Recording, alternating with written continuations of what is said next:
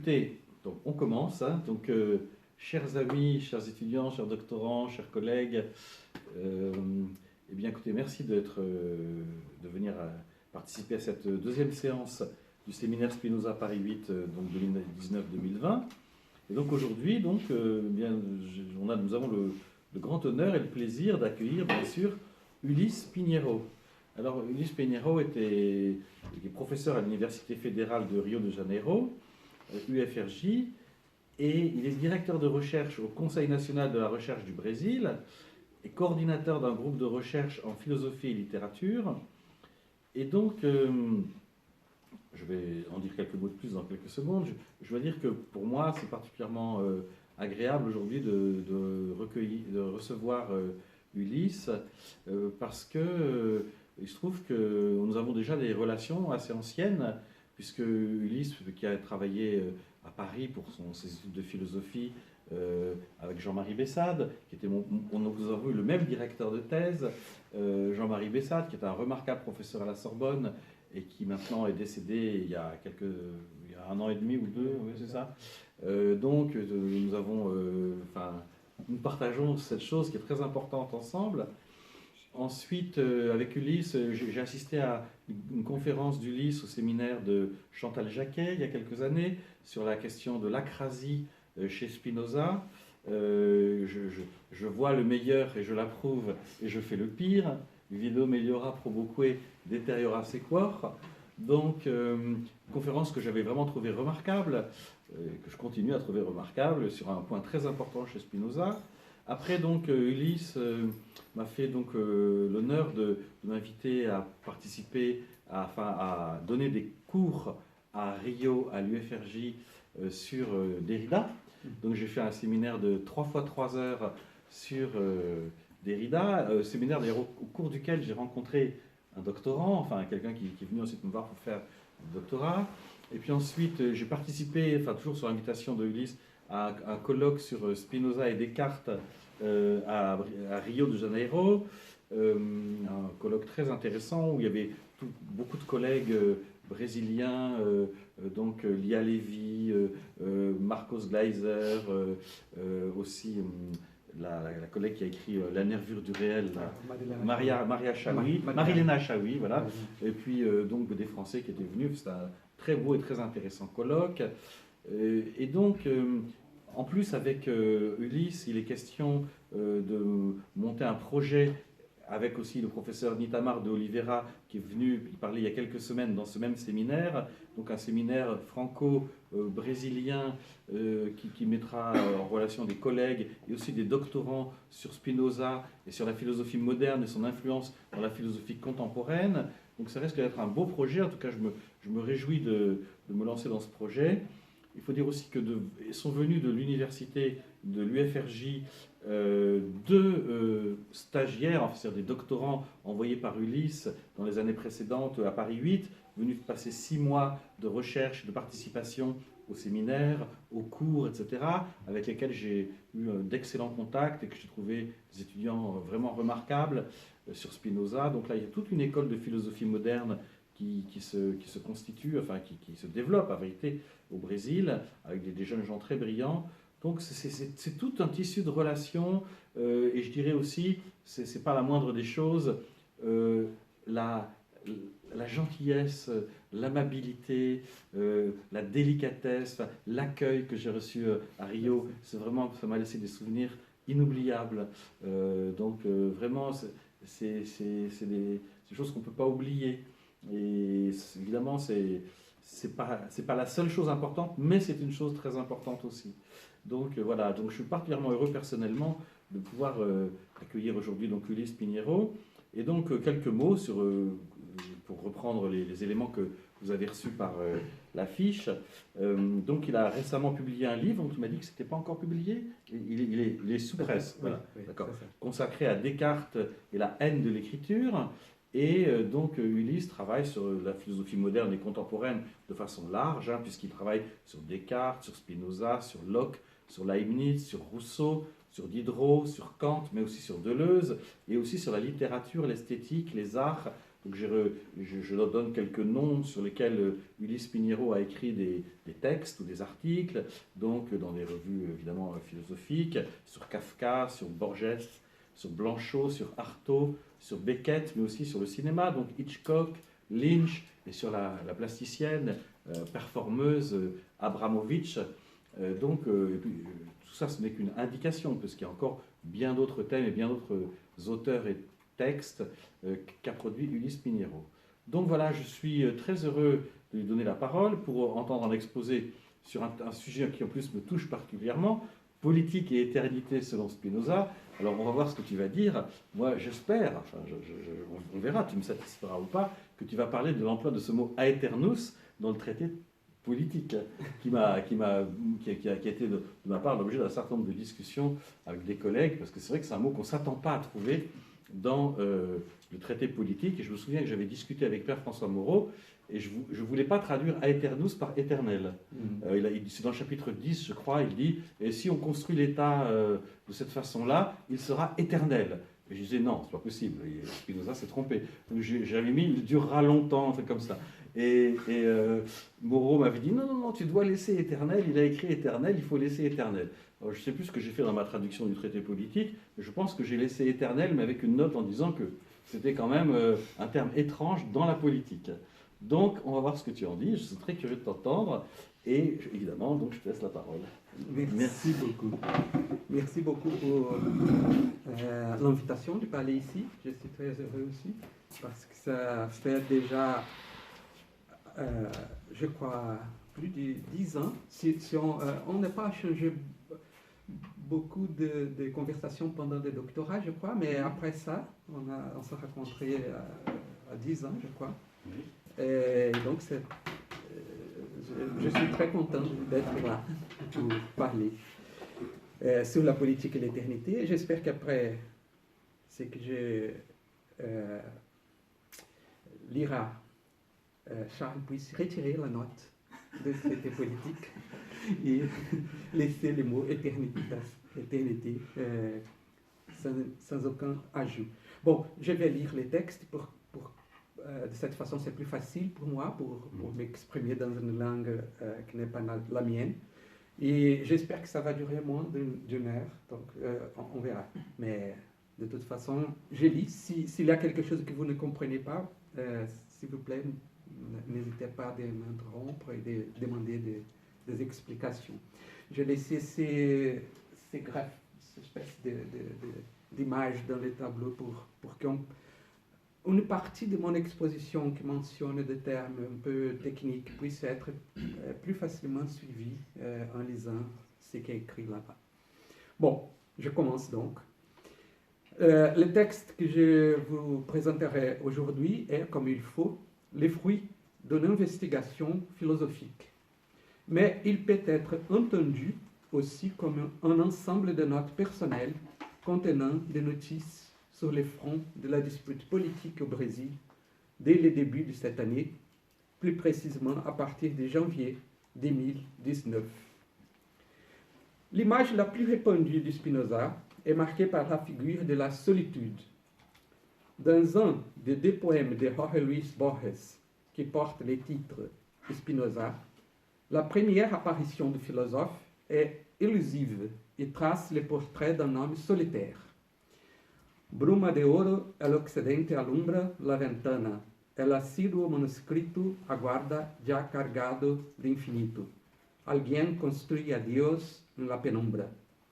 Dans un autre poème qui s'appelle aussi Spinoza, Borges suggère que les choses du monde extérieur et temporel quase não existem para o homem quieto que está sonhando claro labirinto. Cette image semble avoir comme une de ses origines la préface des opéras posthumes et en fait, une des premières informations que ce texte nous fournit sur la vie personnelle de Spinoza est qu'il y a eu une occasion où il est resté chez soi pendant 3 mois, complètement isolé, dédié à ses études.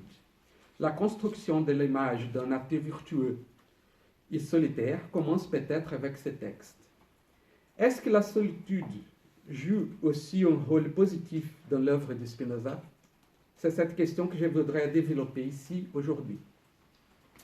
Une façon naturelle, je crois, de comprendre les passages de la partie 4 à la partie 5 de l'éthique de Spinoza serait de voir dans la dernière partie du livre un chemin individuel vers la béatitude.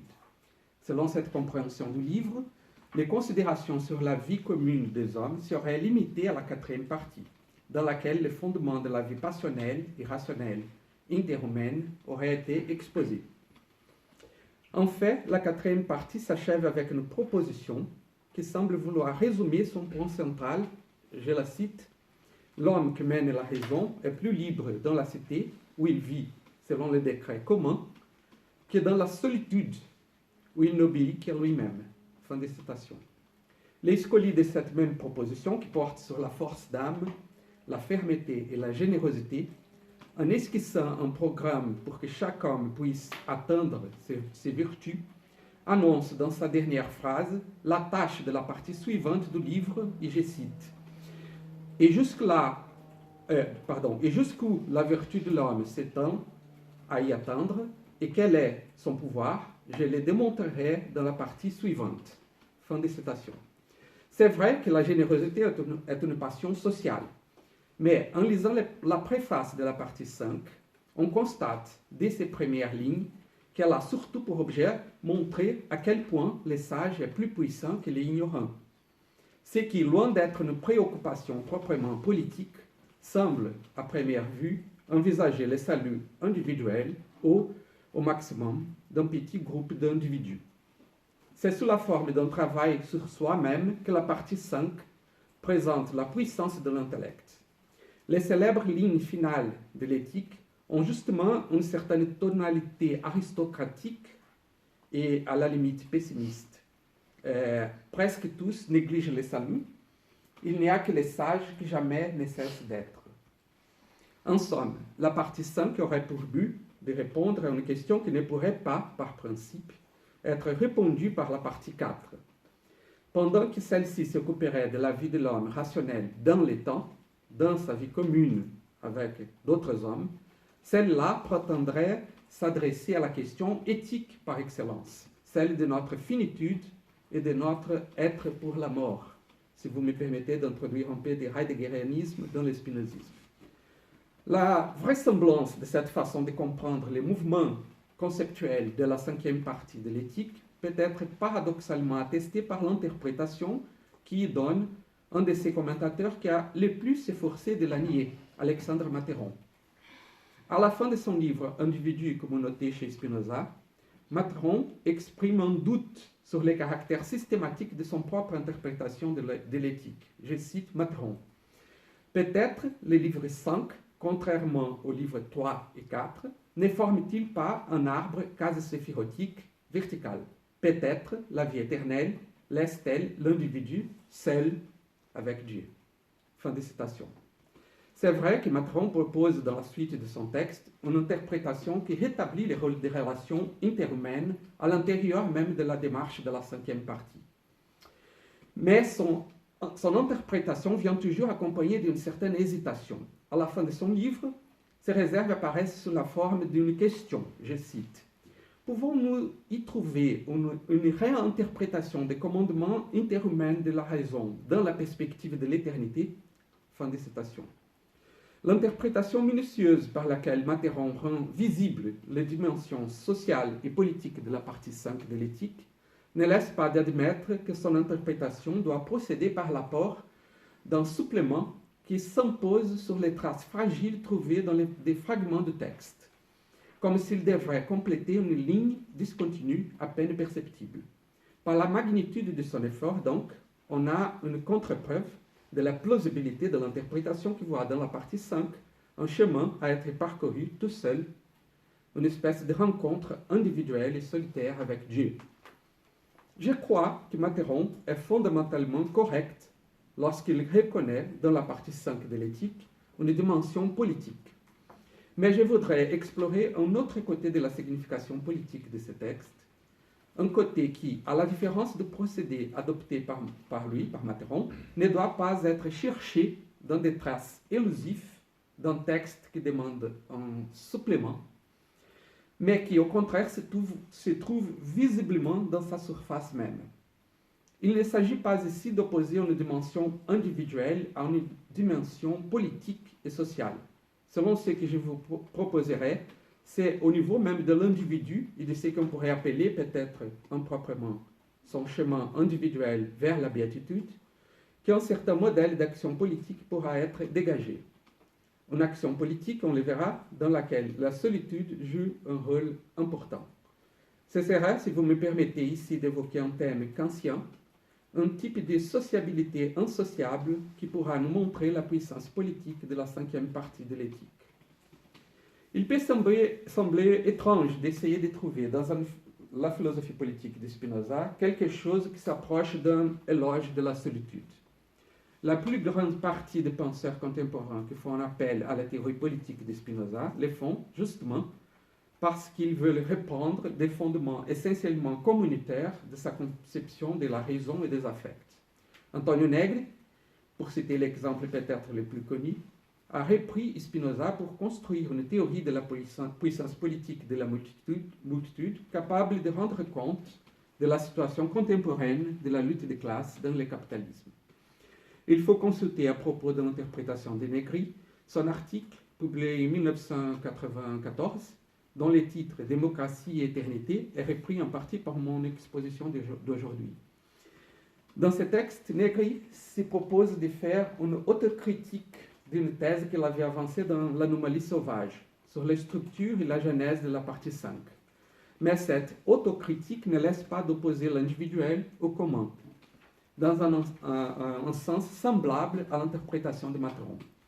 Dans la conclusion de son article, Negri dit que, je cite Negri, « La démocratie devrait désormais être définie sub specie aeternitatis, c'est-à-dire comme métamorphose qui ne s'arrête pas, qui n'a pas de fin. Elle affirme toujours plus pour les corps collectifs. » Fin de citation.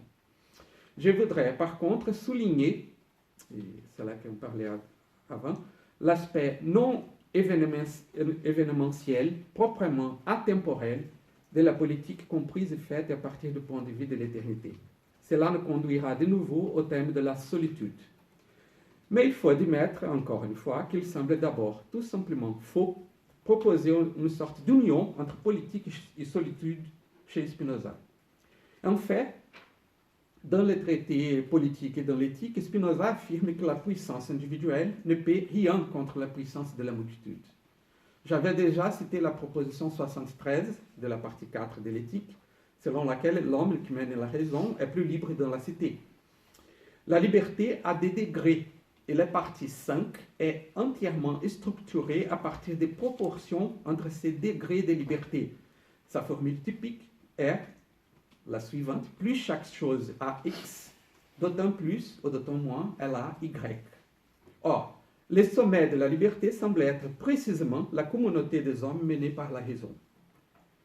Par ailleurs, dans le chapitre 2 du traité politique, lorsqu'il s'agit de répandre les fondements métaphysiques de sa théorie politique, Spinoza reformule les scolies de la proposition 18 de la partie 4 de l'éthique dans les mots suivants. Je vais prendre ici la traduction de Charles Hermont. Je cite: « Si deux hommes s'accordent et mettent leurs forces en commun, ils ont ensemble plus de puissance et par conséquent plus de droits sur la nature que chacun prit séparément, solus. » Fin de citation. Les fondements de l'association politique est, selon Spinoza affirme au début du chapitre 6 du traité politique, la perte de la solitude. Le traité politique nous apprend aussi qu'il n'est ni désirable ni à la rigueur possible qu'un seul ait les droits souverains de la cité. Finalement, une dernière raison contre un quelconque éloge de la solitude chez Spinoza se rencontre dans sa thèse selon laquelle la façon la plus efficace de contrôler la multitude est de la réduire à un ensemble d'individus isolés. La solitude serait la forme même de la servitude. Et pourtant, il y a un soupçon contre certaines formes de sociabilité qui traversent de but en but la pensée politique de Spinoza. On parlait avant de Madeleine Chaoui, et justement je la reprends ici. Madeleine Chaoui a raison lorsqu'elle montre, dans un article intitulé « La plèbe et le vulgaire dans les Tractatus Politicus », que le sage n'a pas aucun privilège politique par rapport à la plèbe. En d'autres mots, qu'il n'y a pas une différence insurmontable entre l'homme commun et le gouvernement. En somme, la démocratie, l'état absolu en tout, est une possibilité réelle. Plus qu'une possibilité, il est une exigence pour le salut du sage lui-même, lequel est lié au salut de l'ignorant. Celle-là est la formule du réalisme politique de Spinoza. Mais il est vrai aussi que, malgré l'importance qu'il concède à la raison, série A, figure chaque position dans le temps à partir de sa distinction en termes de passé, présent et futur. La série B, à son tour, distingue les positions temporelles en termes d'antérieur et de postérieur. Comme le titre de son article l'indique, McTaggart a l'intention de prouver que le temps n'existe pas. Pour ce faire, il utilise deux prémisses. La première prémisse est, sans la série A, il n'est pas possible de rendre compte de l'existence du temps.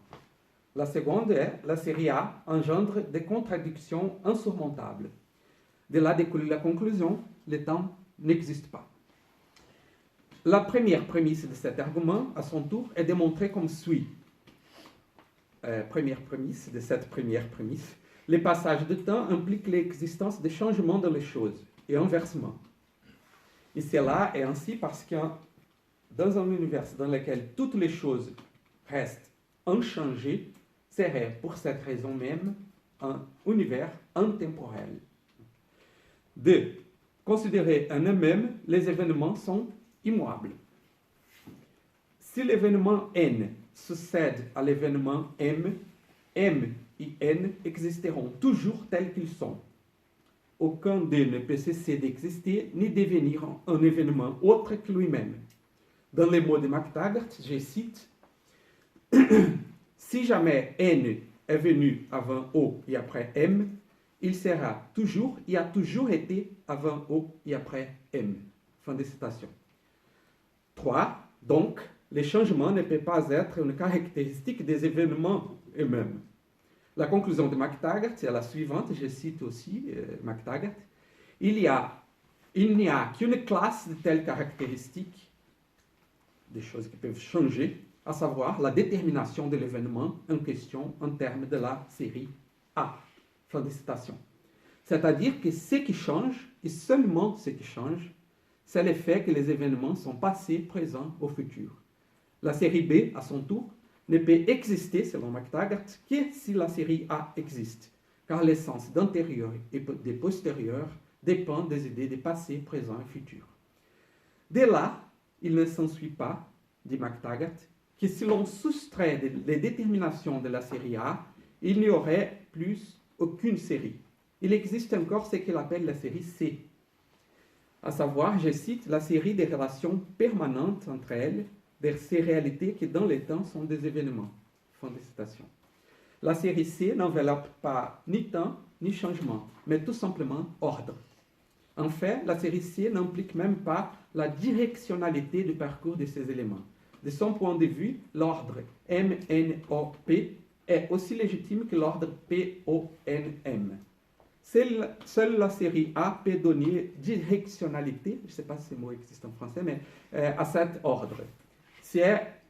Si une seule des positions de la série C est caractérisée comme étant les présents, alors, je cite McTaggart, cette caractéristique de la présentité doit traverser la série de telle sorte que toutes les positions d'un côté du présent ont été présentes et toutes les positions de l'autre côté seront présentes. Fin de citation. En somme, la position de McTaggart, je crois, peut être résumée comme ça. Ce qui passe dans le temps est la propriété d'être présent, se déplaçant continuellement tout au long de la série C. L'argument se poursuit pendant quelques étapes supplémentaires, prouvant la prémisse 2, que je n'ai pas simplement mentionné, et montrant comment la conclusion découle de ces deux prémisses. Abandonnons cependant la thèse de McTaggart et revenons à Spinoza, car pour notre intérêt, nous avons déjà d'éléments suffisants. Apparemment, il semblerait que la série C soit celle qui représenterait le mieux la nature des essences éternelles pour Spinoza, dans la mesure où l'ordre de leurs éléments alliés hors de temps. C'est ce modèle qui semble être le seul à expliquer pourquoi, dans l'escolie 2 de la proposition 33 de la partie 1 de l'éthique, Spinoza affirme que dans l'éternel, il n'y a pas de quand, d'avant ni d'après. C'est-à-dire, apparemment, il n'y a pas de série B, et encore moins de série A. Cependant, dans les traités de la réforme de l'entendement, Spinoza affirme également que la science doit commencer avec une essence affirmative particulière, pour en déduire, je cite, la série des causes d'une entité réelle à une autre. Fin de citation. Cette série, précise-t-il ensuite, n'est pas, et je cite Spinoza aussi, encore une fois, cette série n'est pas la série des choses singulières changeantes, mais exclusivement la série des choses fixes et éternelles. Fin de citation. Or, la série éternelle de causes a une direction unique. Et l'une des principales erreurs des philosophes, Spinoza ne cesse de les répéter, c'est celui d'inverser l'ordre causal, en prenant des effets par des causes et vice-versa. C'est donc la série B qui nous fournit les meilleurs modèles pour représenter la réalité propre des essences dans la théorie de Spinoza. Selon Spinoza, le temps peut être figuré de l'intérieur, pour ainsi dire, ou de l'extérieur. Dans la série A, le présent qui passe est identifié à partir de la perspective d'une individualité capable de représenter le temps de son point de vue interne, par l'imagination. Dans la série B, le lien de causalité est représenté sous l'aspect d'éternité, de l'éternité, c'est-à-dire tel qu'il existe dans l'intellect infini de Dieu, hors de toute perspective particulière. Dans les deux cas, cependant, il s'agit d'une figuration du temps. C'est ça que je voudrais signaler. Celle de la série C est intemporelle. Figurer l'éternité des essences à partir de la série B et non pas de la série C présente, à mon avis, deux avantages. Le premier avantage est que cela nous permet de comprendre plus clairement les types de dépendance des essences en relation à la série des choses existantes. Contrairement à Leibniz, selon lequel les choses existantes sont des exemples exacts de leur essence, de telle sorte que tout ce qui arrive à un individu dans le temps fait partie de son essence éternelle, jusqu'au moindre détail, sans qu'il y ait aucune différence entre essence individuelle et ses soi-disant accidents.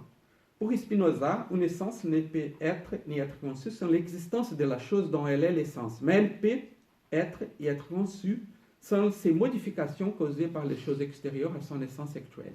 Je m'explique. Nous pouvons certainement, pour Leibniz, distinguer mon essence singulière de mes prédicats accidentels en distinguant les prédicats permanents, par exemple, être un animal rationnel, des prédicats sporadiques, par exemple, porter une chemise noire aujourd'hui. Mais nous ne pouvons pas distinguer mon essence de mes accidents, pour Leibniz, à partir de la distinction entre les nécessaires et les contingents. Il fait partie de mon essence, inscrit dans ma nature depuis toujours, le fait que je porte aujourd'hui une chemise noire. Les points dans lesquels Spinoza se sépare de Leibniz se trouvent dans la notion d'inscription utilisée par la théorie de la prédication de celui-ci. En effet, pour Spinoza, tout ce qui peut être attribué à moi n'est pas un prédicat constitutif de mon être temporel. Car mes modifications expliquées par des causes externes sont prédicables de moi avec vérité, sans faire cependant partie de mon essence individuelle. En d'autres termes, Spinoza, contrairement à Leibniz, reconnaît que toutes les prédications vraies sont nécessairement vraies, sans expliquer la nécessité de prédication uniquement à partir du concept individuel de chaque chose, mais aussi à partir du lien infini de causes extérieures. Nous pouvons en conclure que pour Spinoza, la dépendance des essences par rapport aux choses dont elles sont les essences ne comprend que les modifications qui dans l'individu ne sont causées que par les essences individuelles. C'est seulement cela, à proprement parler, qui est réel et positif. Les événements figurant dans la série A sont dérivés de ce qui, dans les choses, participe à leur non-être, ce qui inclut toutes les modifications qui ont pour origine des causes externes. Lorsque, dans l'explication que Spinoza a ressenti le besoin d'introduire après la définition d'éternité, il dit que, comme essence et existence sont les deux perçues comme des vérités éternelles, elles ne peuvent pas être expliquées par la durée ou par le temps, même si cette durée a été conçue sans commencement ni fin. Ce qu'il veut exclure, à mon avis, c'est la durée figurée par la série A, une série ouverte et indéfinie. C'est-à-dire, ce qu'il veut exclure est une confusion entre la figuration éternelle du temps donnée par la série B et la série A, laquelle représente le temps comme une suite infinie de présents.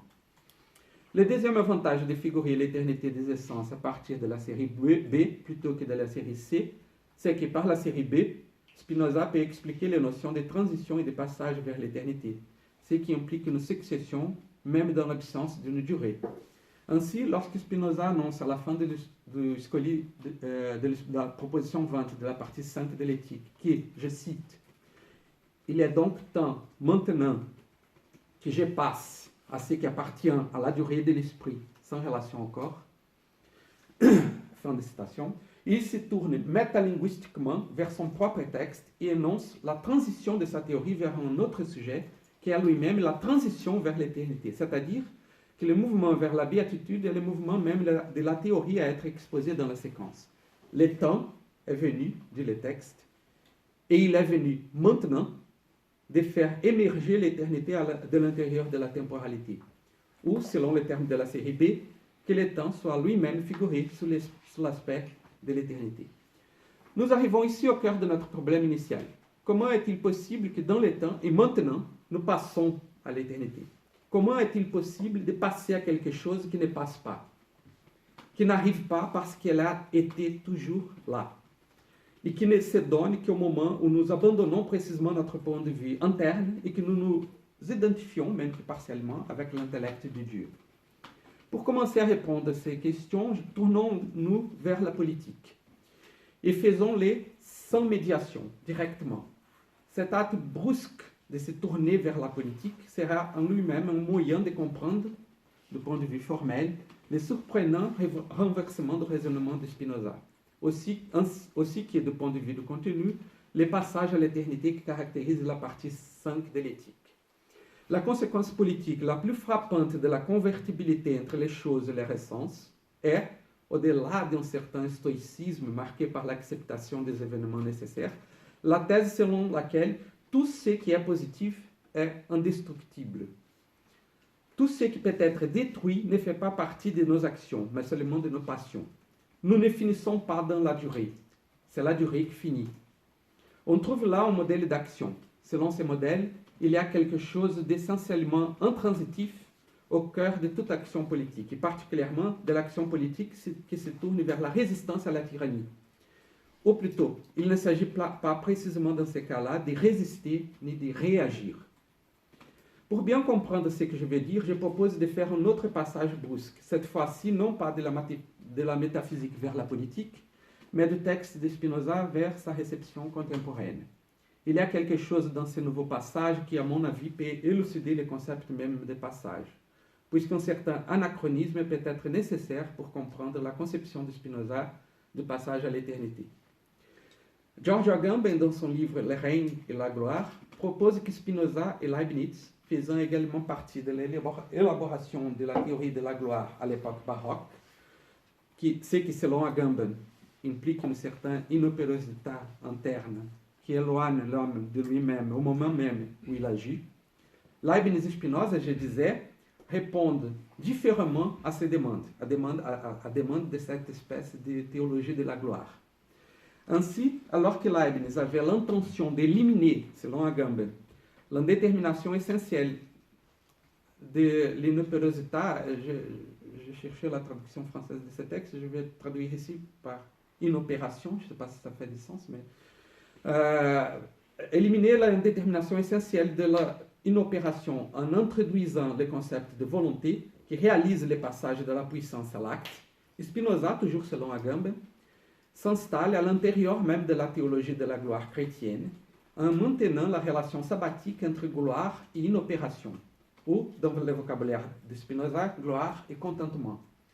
Il convient de noter qu'Agamben examine les concepts d'inopération à partir du temps messianique paulinien, qui annule le temps présent par la contemplation des actions du point de vue de leur potentiel non-réalisation. Je crois qu'Agamben a identifié un point crucial dans la théorie de l'action de Spinoza. Néanmoins, je voudrais proposer une réserve mineure à son lecture. Mais dans ces cas, cette légère déviation peut éventuellement faire une grande différence. Je crois que la théorie de Spinoza sur la gloire de Dieu, développée dans l'escolier de la proposition 36 de la partie 5, bien qu'il implique effectivement une critique radicale de l'image traditionnelle de l'action humaine, ne le fait pas par l'association entre la gloire et la contingence impliquée par l'inopération, mais plutôt par son association avec une sorte de détachement de soi-même, ou plutôt, comme le dit Spinoza, d'une distinction entre la partie éternelle de l'esprit et cette vie présente, qui, d'une manière apparemment paradoxale, dérive de l'affirmation radicale de soi. En somme, je pense que Spinoza propose une suspension de valeur qui se réalise d'une façon distincte de celle proposée par Agamben. Selon Spinoza, l'élimination des hiérarchies de valeurs, censément données, explicitement thématisées dans l'appendice de l'éthique 1, ne se fait pas par la généralisation de la contingence, mais bien au contraire par la compréhension du fait que tout est nécessaire. Parce que tout est absolument déterminé à être et à agir de la façon dont il effectivement est et agit, tout doit être également affirmé sans hiérarchie, ou plutôt, la seule valeur légitime est celle qui nous conduit à nier toute hiérarchie de valeurs. Le mal n'a pas aucune réalité positive et chaque être est au plus haut degré de sa perfection propre.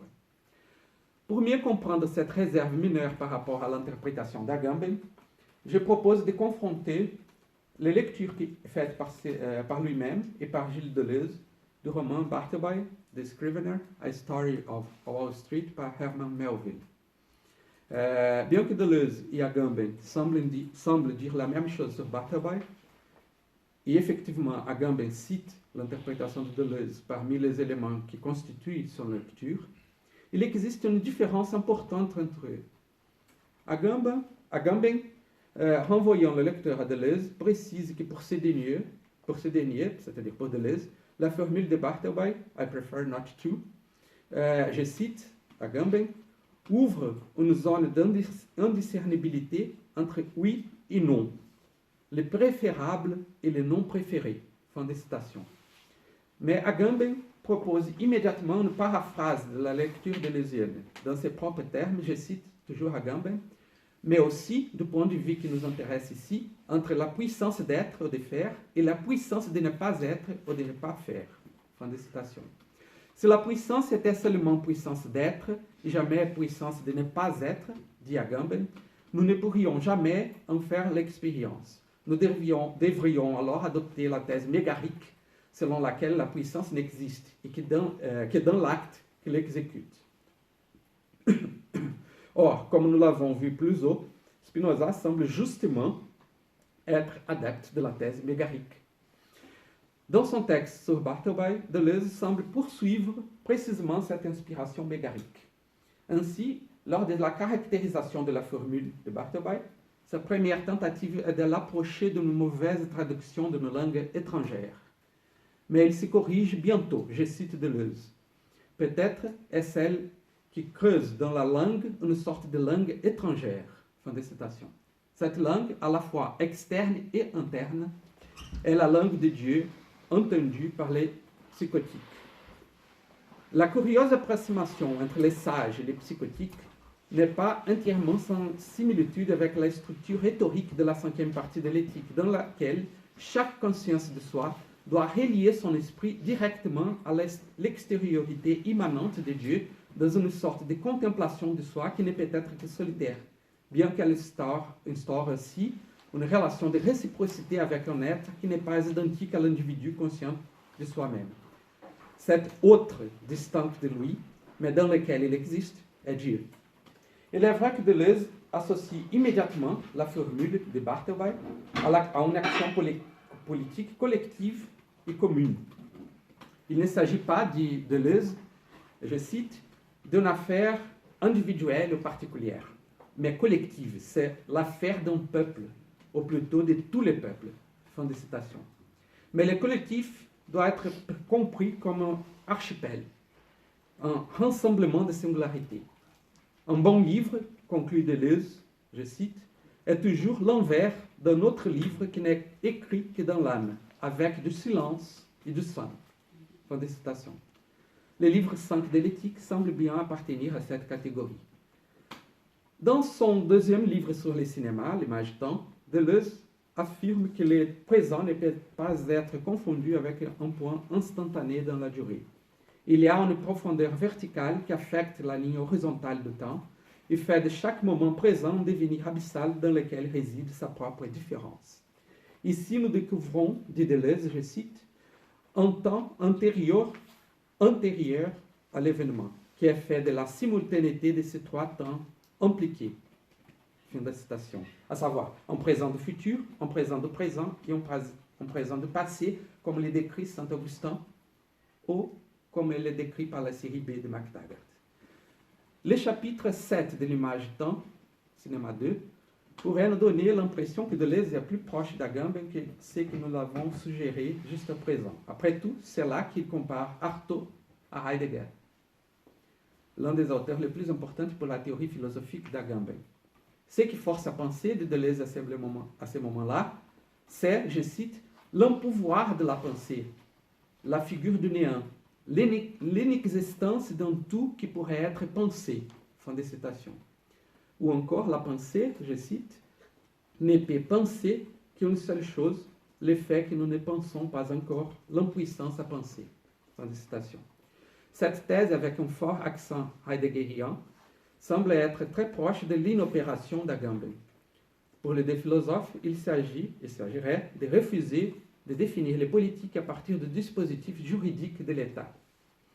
Cependant, dans cet accord apparemment total, il me semble qu'on peut discerner un reste et une distinction à faire entre les deux Barthelbys. Pour le Barthelby de Deleuze, l'indifférence, le champ virtuel, est aussi réel que l'actuel. Le virtuel n'est pas une puissance du non ou de la suspension, mais une différence positive toujours disponible, toujours déjà disponible. Même si sa façon de se donner soit celle d'un tout ouvert. Ces fonds instables ne nous ouvrent pas à aucun champ de possibilités, sous le signe de la négation, comme le veut le Barthelby d'Agamben. En certains points de son texte, Agamben dit que Barthelby veut rendre à nouveau les possibles, les choses, comme oui, c'est ça. Barthelby voudrait rendre à nouveau possible les choses. Bon, mais de toute façon, ces fonds instables, je disais, de Deleuze, ne nous ouvrent pas à aucun champ de possibilités, mais à ce qui arrive déjà positivement de façon souterraine. Ici, on doit faire attention pour ne pas confondre ce que je viens de dire avec une critique très répandue faite contre la théorie politique d'Agamben, une critique qui ne comprend pas, à mon avis, la radicalité de sa position. Selon cette critique, la pure puissance du non n'a pas d'efficacité politique, ne propose rien de positif. En somme, elle est un simple nihilisme. Agamben lui-même caractérise en certains points de son œuvre, je ne me rappelle plus exactement où, sa position comme une espèce de nihilisme. Ce type de critique ne comprend pas que l'absence de rédemption peut être elle-même la forme du salut. Mais je crois que les Spinoza de Deleuze envisagent un type de salut qui renie la rédemption en affirmant la positivité et la nécessité de l'être, au contraire de ce qu'il propose Agamben. En fait, dans son livre Enfance et Histoire, Agamben affirme que si l'expérience du langage ne se présentait toujours déjà scindée entre langue et discours, si la langue fut un tout indivisible, il n'aurait ni connaissance, ni enfance, ni histoire. Mais peut-être il y a une autre forme de production de différence que celle d'une section et d'un manque. Celle qui se produirait dans l'être entièrement positif, dans une surface continue et hétérogène. C'est cela, je crois, que Deleuze appelle le champ d'émanence. Une plénitude de l'être purement positif, un tout ouvert qui est déjà toujours donné. Il s'agirait alors d'une expérience dans laquelle rien de négatif, aucune transcendance ne se présenterait, y compris celle de l'état. Affirmer l'être signifie affirmer la différence, les singularités. N'affirmer que l'être signifie ne reconnaître pas la réalité du pouvoir souverain, parce que celui-ci a une transcendance imaginative et partant négative.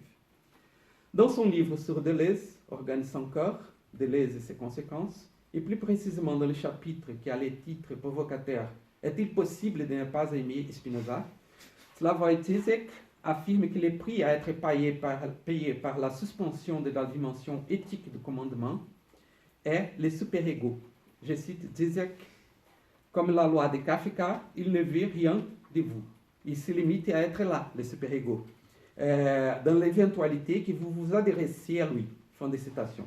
C'est-à-dire que la joviale affirmation de la vie, ainsi que Zizek le dit ironiquement, pour caractériser certaines des lésions, a pour nom secret le super-ego. Mais pendant que Zizek voit dans cette formulation une critique à Spinoza, je crois qu'il y a une puissance positive dans cette indifférence de la neutralité, c'est-à-dire dans la pure affirmation de l'essence propre à un chacun. En fait, la pensée baroque chez Leibniz et Spinoza créait des distances en multipliant les présences. La théologie de la gloire de la contre-réforme rencontre dans ces deux philosophes des exemples parfaits de sa logique de l'activité. Dans ce sens, et par contraste, il serait tentant de rapprocher Heidegger, et par là Agamben, de ce que Luther a appelé la théologie de la croix. Il faut savoir reconnaître particulièrement dans la philosophie de Spinoza un noyau qui réunit politique et éthique. Ce point d'intersection doit, d'une certaine façon, rester neutre par rapport au vocabulaire de la politique et de l'éthique. Il est formulé dans le vocabulaire précisément ontologique. Cela est ainsi parce qu'il s'agit paradoxalement d'élaborer une éthique et une politique dans lesquelles la seule valeur est précisément affirmée par la définition 6 de la partie 2 de l'éthique. Cette distinction, je suis vers la fin de mon texte, cette distinction apparemment mineure entre les deux Barthelbys se matérialise, je le crois, dans des conceptions politiques très différentes. Je crois qu'Agamben pourrait accepter sans problème la thèse énoncée dans l'Anti-Oedipe, selon laquelle les mouvements de fuite et de déterritorialisation sont plus primitifs que les processus d'identité conduits, en fin de compte, par les gouvernements. Une société est avant tout un ensemble de lignes de fuite. Mais peut-être qu'Agamben ne pourrait pas accepter la raison pour laquelle, selon Deleuze-Guattari, la fuite précède la prison, à savoir parce que la résistance est depuis toujours déjà donnée comme un fait positif. En revenant à Spinoza, ou peut-être au Spinoza de Deleuze, je laisse ça à vous, on peut conclure que la singularité de chaque essence est bien le contraire d'une pure intériorisation individuelle, coupée du monde. Et pourtant qu'elle n'exclut pas la solitude, au contraire, elle la demande. Être conscient de soi, de Dieu et des choses est un seul et même acte par lequel nous nous joignons aux autres choses singulières par l'acte même de nous en distinguer. La conscience, qui signalait pour Descartes le royaume de l'intériorité, est chez Spinoza, ainsi que d'ailleurs chez Leibniz, liée immédiatement à l'extériorité. Mais cette extériorité ne se donne pas sous la forme d'une simple propriété commune. Rappelons-nous de la proposition 37 de la partie 2, je cite, « Ce qui est commun à toutes choses et se trouve pareillement dans la partie dont les tout ne constitue l'essence d'aucune chose singulière. » La science intuitive nous unit à un Dieu qui est, n'oublions pas, le seul être existant au monde. Il y a, d'une certaine manière, une solitude de Dieu dans le spinozisme. Le troisième genre de connaissance est l'expérience consciente de cette union de solitude. Mon essence, l'essence divine, et celle des autres êtres singuliers. Le soupçon énoncé au début de ma présentation réapparaît ici.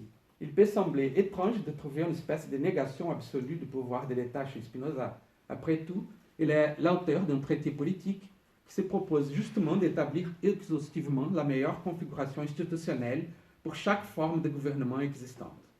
En outre, on sait, d'après l'article 4 du chapitre 6, que sous le despotisme turc, les sujets vivent dans la solitude. C'est ça qu'il critique dans ce type de despotisme.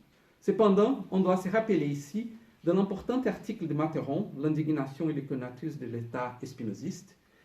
Et dans la conclusion de cet article, Matterhorn montre qu'à partir de la proposition 51 de la partie 5, mais on pourrait citer également le chapitre 24 de l'éthique 4, toute forme d'indignation est mauvaise en soi-même. Ce qui veut dire, je cite Matterhorn, il y a donc bien, en définitive, quelque chose de radicalement mauvais dans la nature de tout État, y compris les mieux constitués. Fin de citation. Il y a, dans le traité politique lui-même, chapitre 3, une démonstration de la puissance de la raison de se soustraire au pouvoir souverain. Je cite, paragraphe 10, « En effet, l'esprit, en tant qu'il use de la raison, relève non pas du pouvoir souverain, mais de lui-même. Fin de citation. Il est vrai que la raison conduit à une action collective, la charité. Mais il faut souligner que cela se fait non pas parce que nous nous conduisons comme par un seul esprit, mais au contraire dans la mesure où nous agissons selon notre essence individuelle. Selon la pensée de Spinoza, quelque chose se passe en somme sous les formes institutionnelles de la politique. À partir de cette interprétation de la partie 5 de l'éthique, il s'agirait de créer non pas une contre-culture, mais une culture souterraine, invisible, laquelle se soustrait au circuit de la piété, de l'ambition de gloire, de l'ambition de domination, de l'envie, de la peur, de la haine et de l'indignation. Enfin, il s'agit de vivre sans espérance ni crainte, ce qui est autant difficile que rare. Cela ne peut pas être confondu avec le stoïcisme, critiqué par Spinoza dans la préface de la partie 5 de l'éthique. Il ne s'agit non plus de ce qui, au XXe siècle, on a appelé la résistance pacifique. Pour vous donner un exemple concret et contemporain de ce que cette culture, cette contre-culture pourrait être, je pourrais vous remettre à tous les mouvements qui essaient d'échapper à la visibilité totale et immédiate qui semble être une condition nécessaire des sociétés de contrôle d'aujourd'hui.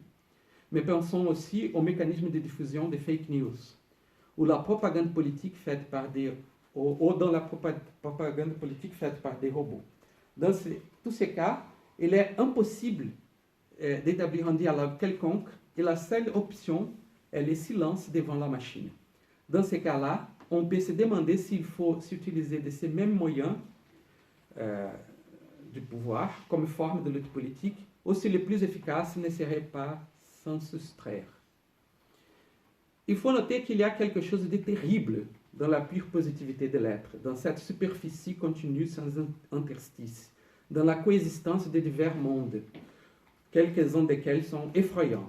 Au mieux, il ne s'agit pas de divers mondes, mais d'un seul et même monde dans lequel les pures différences singulières partagent le même espace homogène. Une des conséquences de cet ensemble, en même temps harmonieux et terrible, dans la dimension politique, est que l'extériorité, telle qu'elle est perçue par les troisièmes genres de connaissances, n'est plus vécue seulement comme un ensemble de concitoyens, c'est-à-dire comme une communauté. La solitude du sage est la condition pour se libérer des préjugés de vulgaire et pour s'unir à la multitude. Les liaisons politiques, dans ces cas, n'ont pas la forme du gouvernement et de la loi, mais de l'amour et de la gloire. L'amour intellectuel envers Dieu est toujours une forme paradoxale d'amour pour soi-même, à condition que nous comprenions que l'amour que nous avons pour Dieu, duquel nous sommes entièrement distincts par essence, est l'amour de Dieu pour lui-même dans la mesure où nous existons et sommes conçus en lui. Dans ce sens-là, l'action politique doit avoir les caractéristiques de cette relation à soi, qui est aussi relation avec l'altérité. Elle est intransitive, c'est-à-dire n'est pas stratégique. Elle est en même temps spontanée et sélective, c'est-à-dire n'est pas planifiée, mais ne laisse pas de choisir, sans pourtant avoir des critères a priori pour ses choix. Elle peut être exercée même quand, ou surtout quand, aucune action politique au niveau de l'État et de ses institutions n'est plus possible, soit par adhésion volontaire de vulgaire à la servitude, soit par la répression violente du tyran.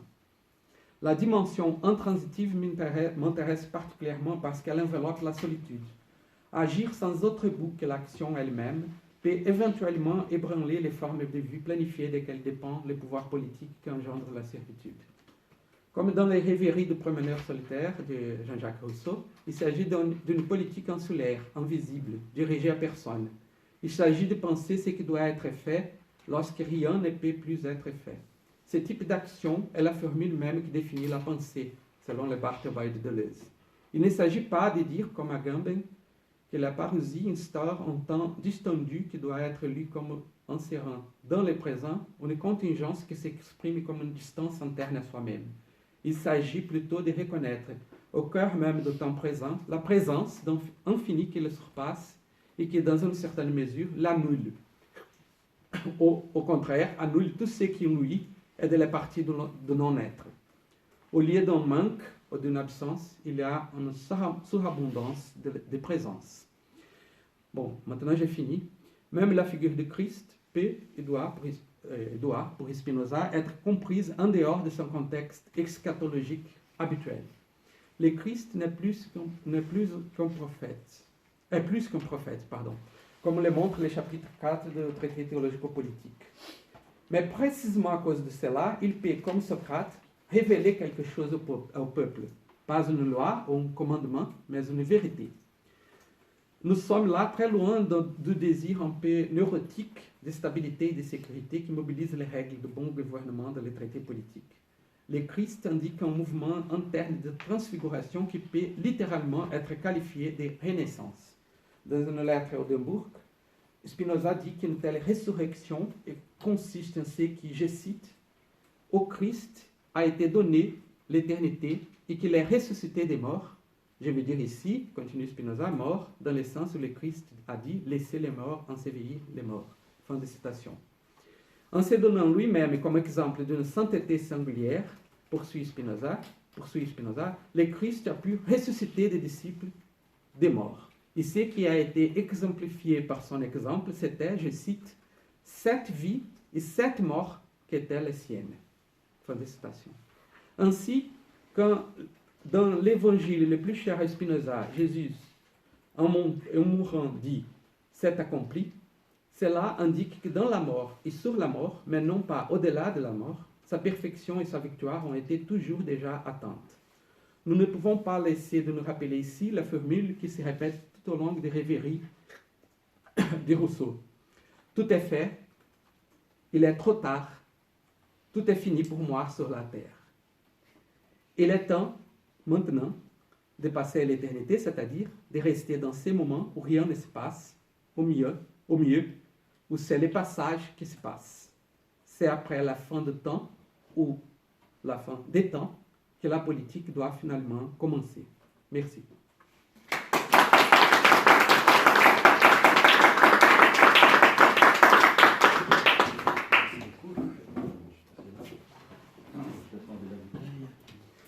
Je crois que tu ne vas pas retirer ta note, mais...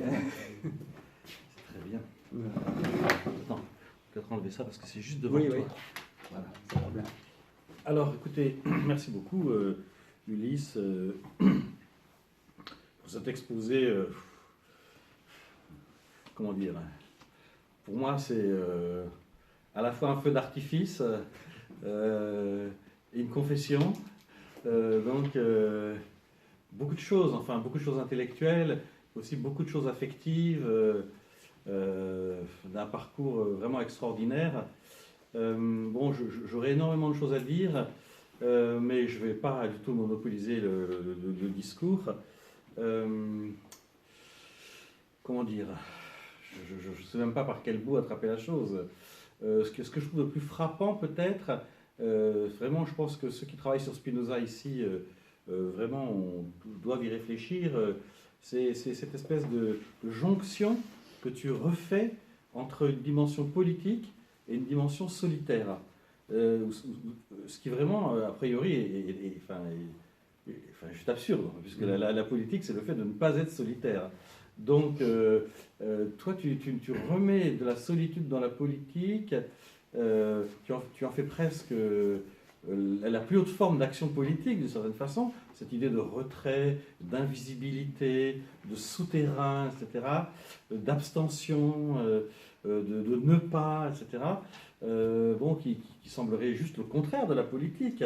Et donc, toi, tu en refais une façon de faire de la politique. Bon, alors, ça s'appuie aussi sur une certaine... Donc, c'est très intéressant. Je ne dis pas que je suis d'accord avec tout, mais je relève tout ce qui me paraît très intéressant.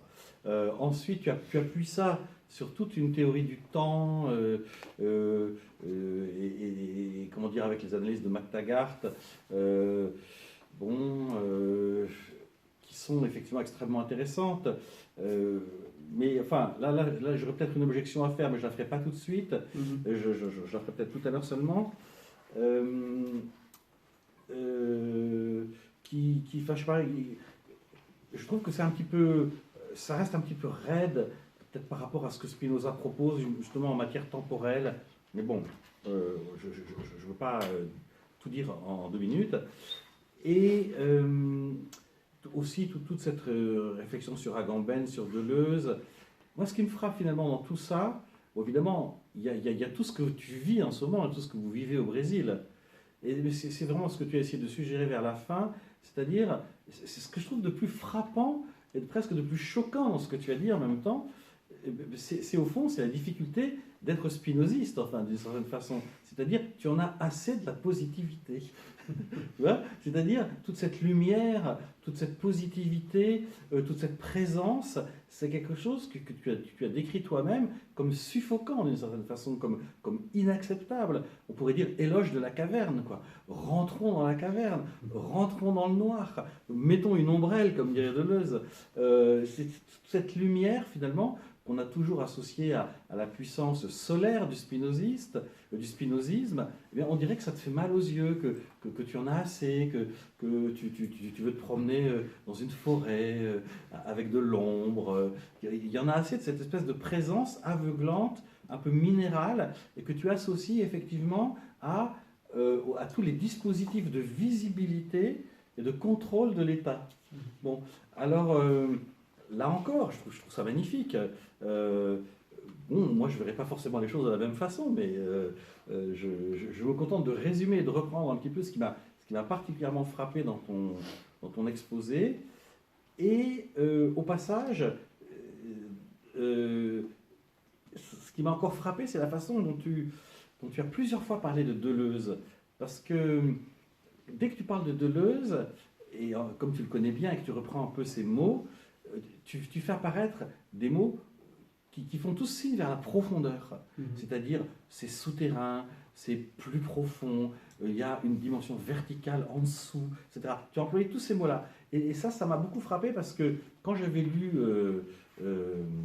Spinoza et le problème de l'expression, au départ, j'avais été très frappé par la conclusion de Deleuze, qui était une conclusion entièrement sur le thème de la profondeur, où il disait, chez Spinoza, ceci est plus profond que cela, plus profond, et il le souligne dans le texte, il revient 5 ou 6 fois sur cette notion de profondeur.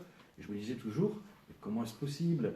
Spinoza, c'est l'immanence, Deleuze, c'est le plan d'immanence. Qu'est-ce qu'il vient faire avec cette notion de profondeur? Qu'est-ce que vient faire cette notion de profondeur ici? Et j'avais toujours soupçonné Deleuze de n'être pas aussi spinoziste peut-être qu'il le croyait lui-même. Ce goût pour la profondeur m'avait toujours un tout petit peu étonné. Je me disais, mais pourquoi il veut absolument qu'il y ait de la profondeur chez Spinoza? Et tout ce que tu as dit, ça revient à réintroduire cette espèce de dimension profonde, souterraine, cachée, secrète.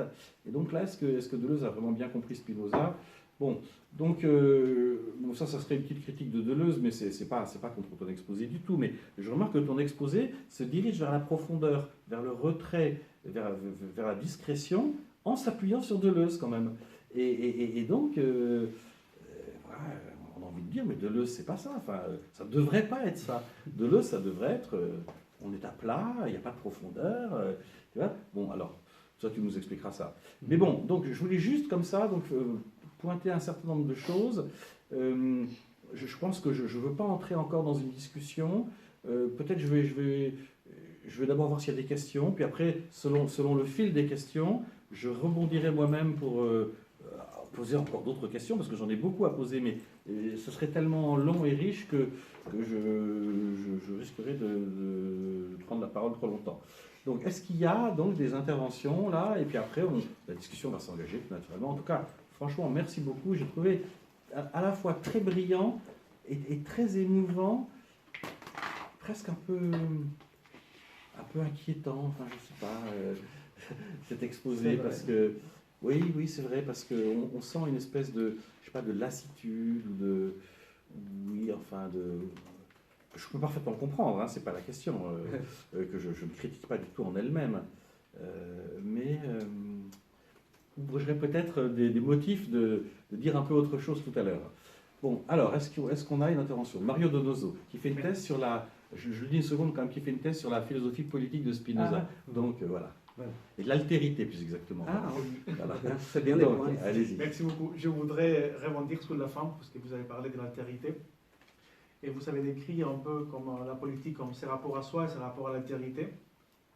Mais je voudrais vous demander si vous pourriez développer un peu plus quelle est votre conception de la multitude. Parce que vous avez parlé un peu à la fin, mais j'aimerais bien connaître plus cette conception, parce que je pense que vous avez dit la solitude des sages est la condition pour se délivrer du vulgaire et pour s'unir à la multitude. C'est comme si pour accéder à la multitude, on devrait passer par les filtres de l'éthique, changer le rapport à soi, le rapport à l'autre, devenir un sage. Alors, quelle est votre conception de la multitude? Parce que je pense que c'est un peu problématique de définir une telle définition de la multitude dans les traités théologico-politiques, dans les traités politiques, où la multitude est plutôt du côté du soleil, on va dire ça comme ça, si vous me permettez. Donc, Non, c'est vrai. Mais en disant ça, je ne crois pas qu'il y ait...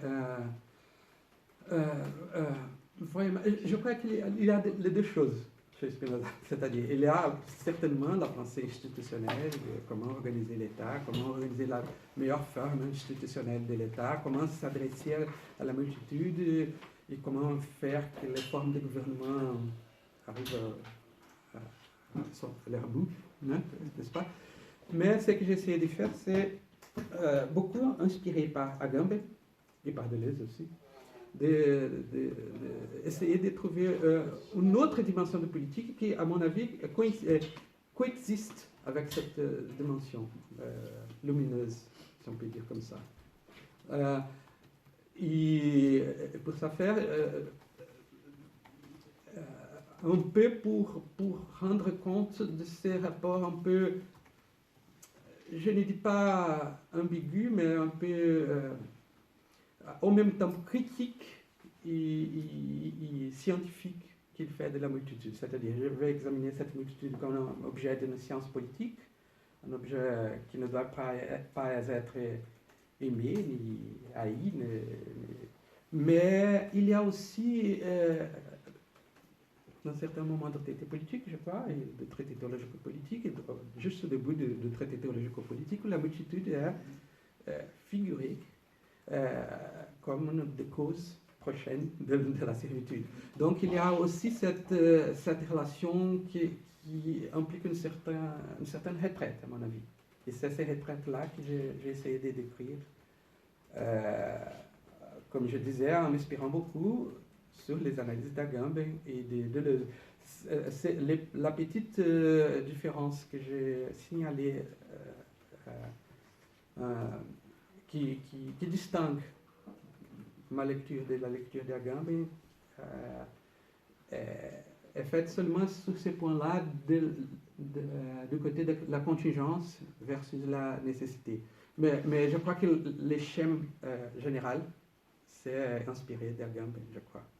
C'est un peu la façon dont il s'approche de Spinoza pour extraire cet autre Spinoza souterrain, pas dans des escaliers comme dit Deleuze, mais si tu me permets, ce que j'ai essayé de faire, ce n'est pas proprement, c'est vrai qu'il y a une dimension un peu personnelle dans ce texte, je m'excuse, ça a été un peu plus personnel que ça ne devrait être, mais peut-être le texte pourrait s'appeler Confession.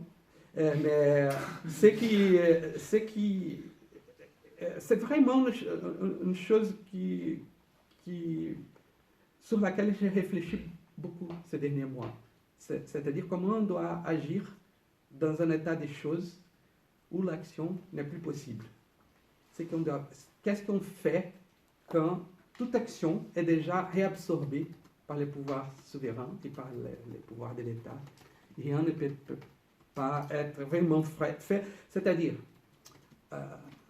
j'ai donné rapidement l'exemple des fake news, n'est-ce pas? Les fake news déclenchent un mouvement d'indignation et de réaction qui est parti, prévu par les mécanismes même de contrôle qu'elle établit, n'est-ce pas? C'est-à-dire l'indignation et la réaction sont une partie de la soumission qu'elle promeut. Bon, mais tout cela pour dire que peut-être, de la façon dont je comprends Deleuze, peut-être que ce n'est pas correct, mais justement, je ne crois pas qu'il s'agit là d'une profondeur. C'est vrai qu'ils disent ces mots-là, mais je crois que il s'agit de ne retenir que l'être, c'est-à-dire ne retenir que le positif. Et ça produit une certaine forme d'invisibilité. C'est-à-dire, la visibilité a à voir avec une certaine réification de la négativité, qui établit un point de vue transcendant et qui veut tout voir, n'est-ce pas? Je pense aussi, si vous me permettez un peu, pour donner des exemples contemporains, aux drones, n'est-ce pas? Les drones, les satellites qui voient tout, n'est-ce pas? C'est-à-dire, du point de vue politique, je crois que cela suppose une espèce de réification de négatif. Et quand Deleuze parle de profondeur, je crois qu'il remet au champ virtuel, au champ de la positivité du réel, et pas du tout à une espèce de non-être, ou de puissance d'être, de puissance de non-être, encore moins. N'est-ce pas? Mais c'est vrai que je devrais développer, merci pour votre question, je devrais développer un peu plus les relations de ces termes vulgus, multitude. C'est un travail à être fait là. Je n'ai pas eu le temps de faire ici, par là, mais j'ai bien conscience qu'il faut travailler mieux sur ces points-là. Mais je ne sais pas si c'était convaincant pour vous, mais c'est-à-dire, ce que je voudrais proposer, c'est que ces deux choses ne sont pas nécessairement incompatibles. Une pensée institutionnelle et une pensée, disons, au-delà de la transitivité de la politique. J'ai fait ça pour obtenir ça. C'est ça que j'ai appelé une action intransitive. C'est pas assez convaincant. Merci. Je voudrais juste, je vais laisser une autre question en 2 secondes, mais en fait, plus on parle, plus je comprends.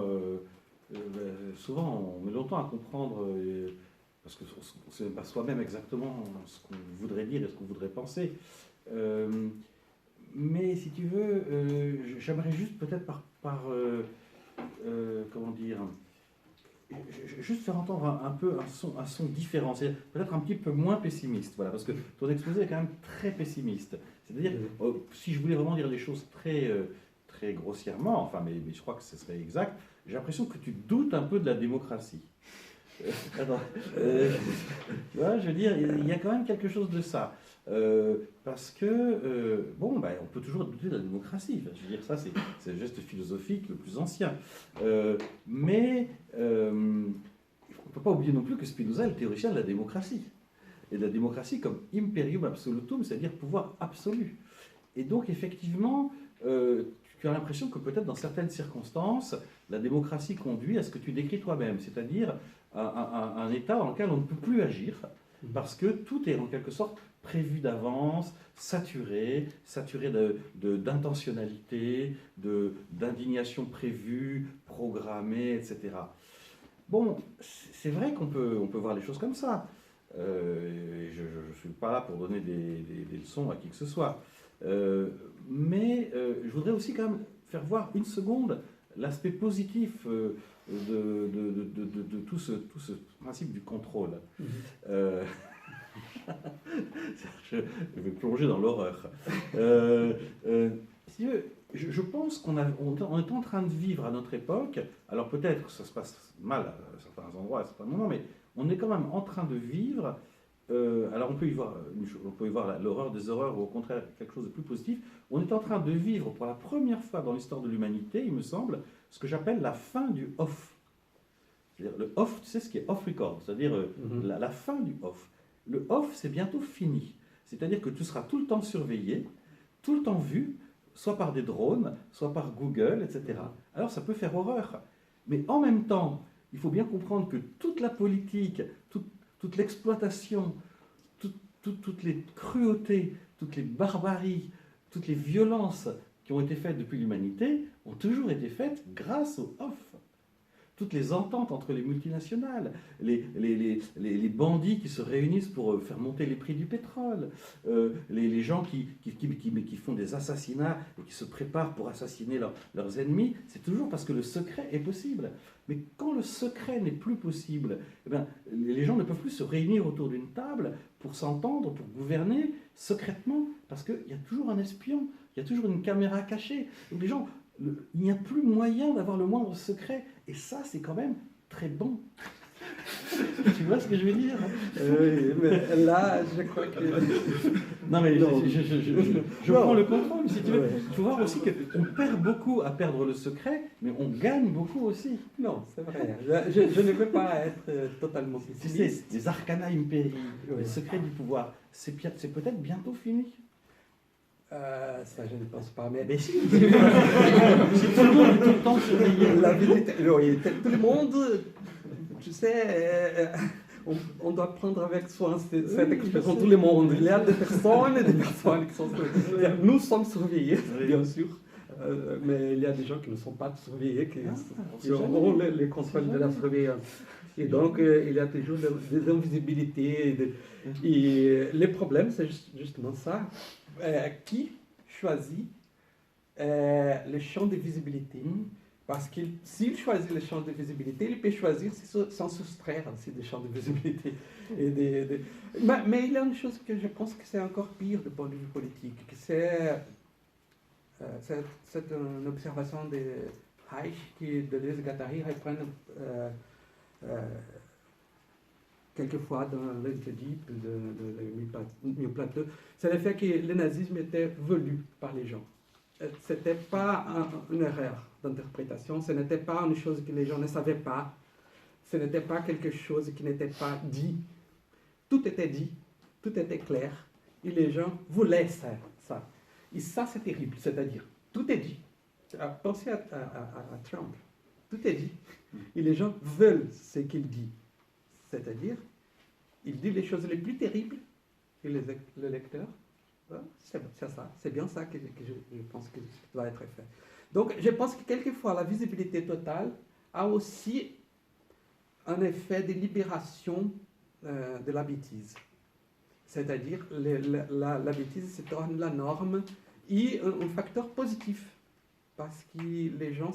Ça ne se traduit pas nécessairement, à mon avis, dans une critique radicale de la démocratie. Mais je crois que quand même on est dans une espèce d'impasse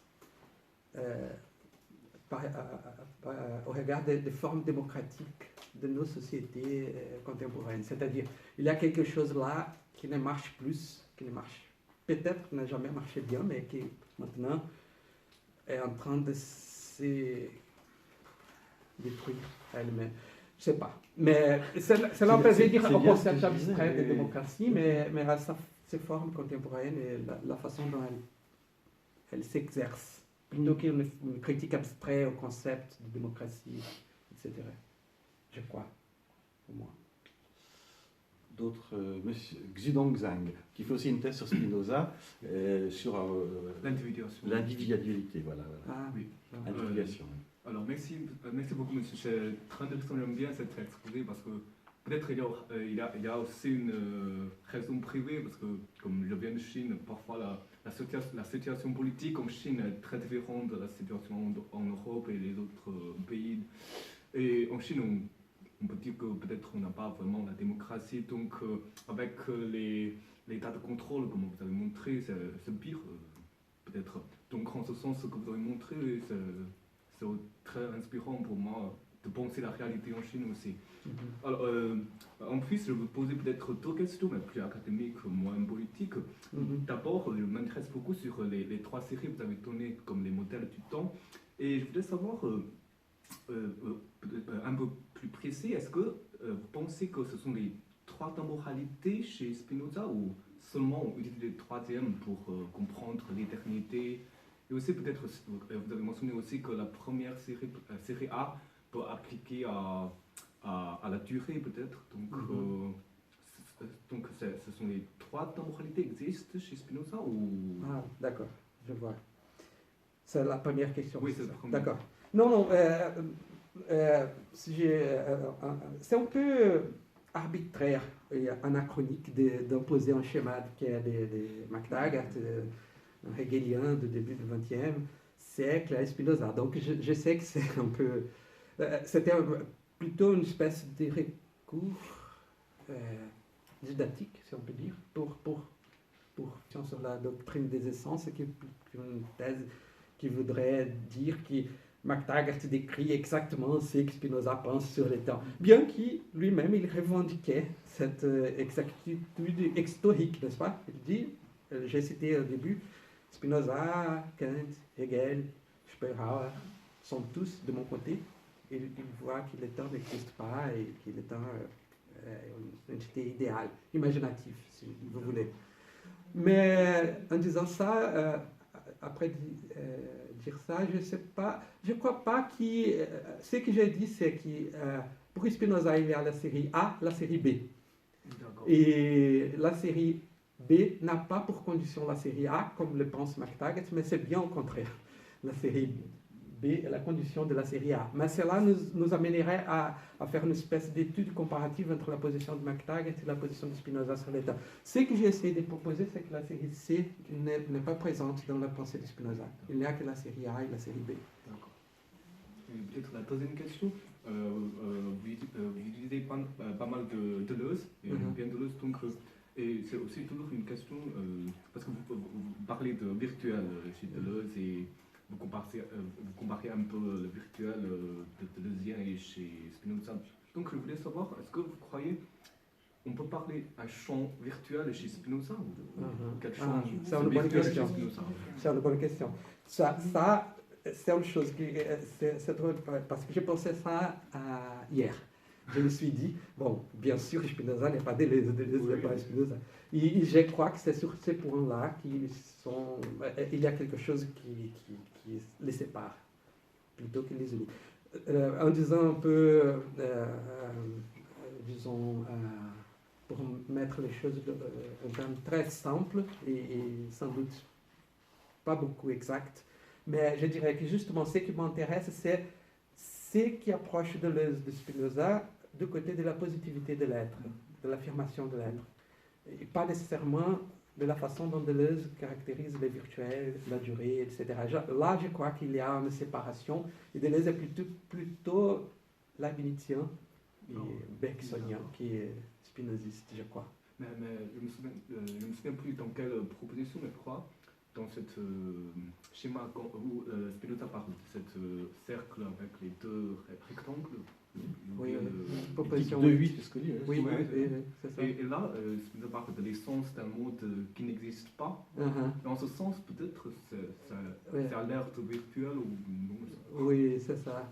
Deleuze thématise ça dans son livre, l'expression les virtus blancs, qu'il y a des essences. Mais je crois, mais peut-être que Charles peut aussi intervenir ici, mais peut-être c'est là justement que je crois que Deleuze prend sa distance avec Spinoza. Bien qu'il insiste beaucoup de mettre les choses ensemble, n'est-ce pas? Mais je crois que là, il y a quelque chose qui n'est pas du tout spinoziste, je crois. Je crois.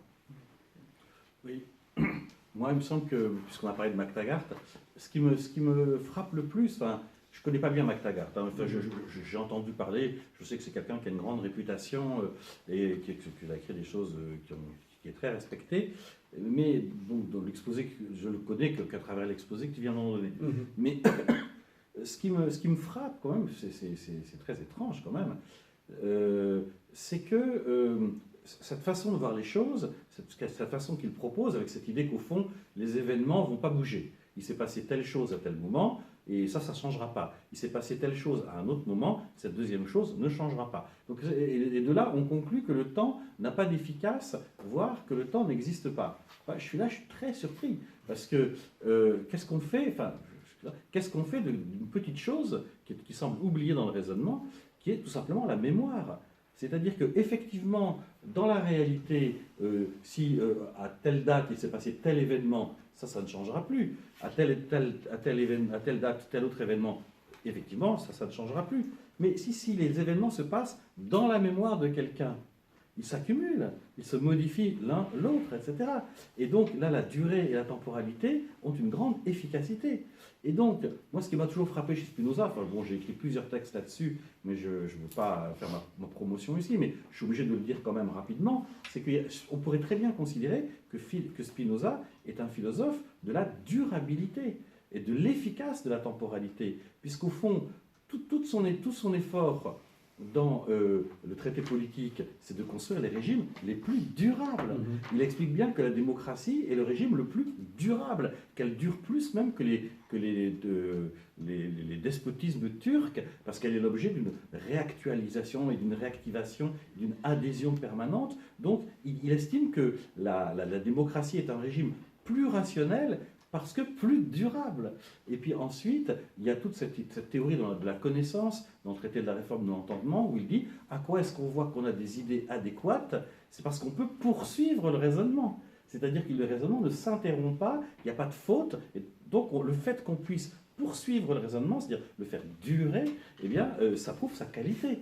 Et puis, il y a aussi toute la théorie des choses singulières, où, au fond, une chose singulière qui est rationnelle, qui est bien constituée, va durer plus qu'une chose qui est contradictoire, comme le diable, ou quelqu'un qui est affecté de beaucoup de passions contradictoires, qui va vite disparaître. Donc, j'ai toujours considéré qu'il y avait chez Spinoza, non seulement une théorie de l'éternité, bien sûr, mais aussi toute une théorie de la durabilité, et par conséquent, évidemment, ça se passe dans une mémoire, mais prenons une démocratie.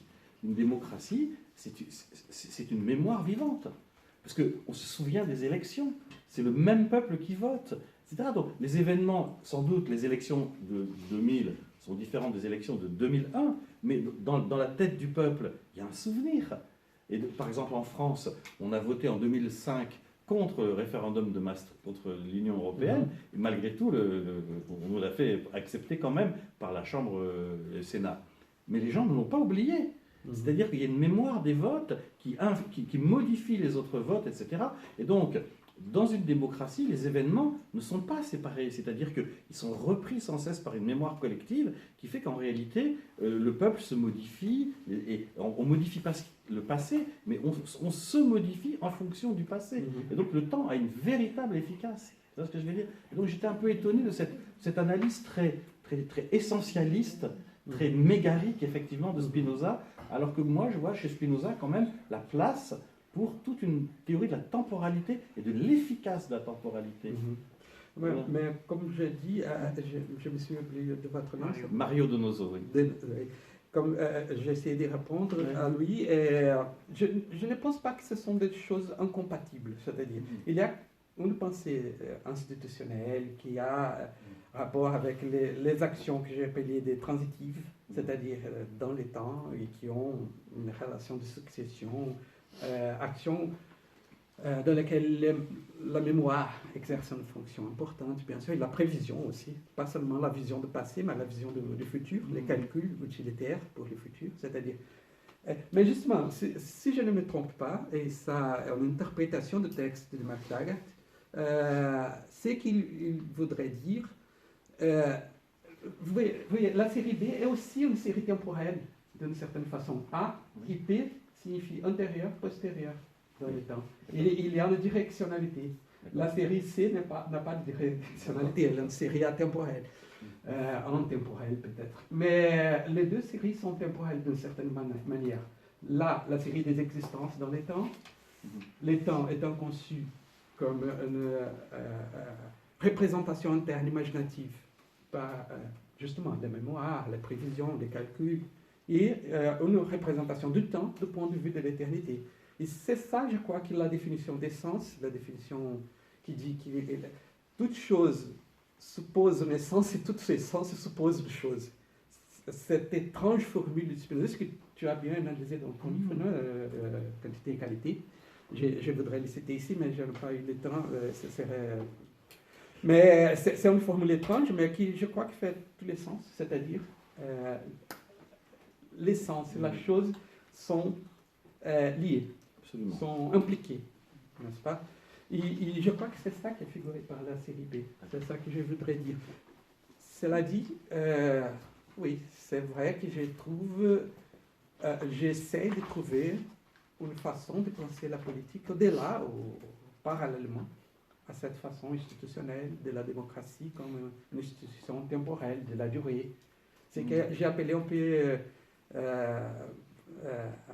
ironiquement de les soins un peu neurotiques de Spinoza. Il faut durer, il faut contrôler, il faut marquer les limites, il faut des règles, et des règles, des règles, des règles, c'est-à-dire de contrôler la durée et de les amener à un bon résultat. C'est-à-dire, cela est bien présent, bien sûr, mais j'ai essayé de trouver une espèce d'autre dimension dans le concept d'action, dans le concept, disons, métaphysique de l'action, qui nous amènerait à une action justement intransitive, hors de la durée, et sans calcul, ce que j'appelais spontané.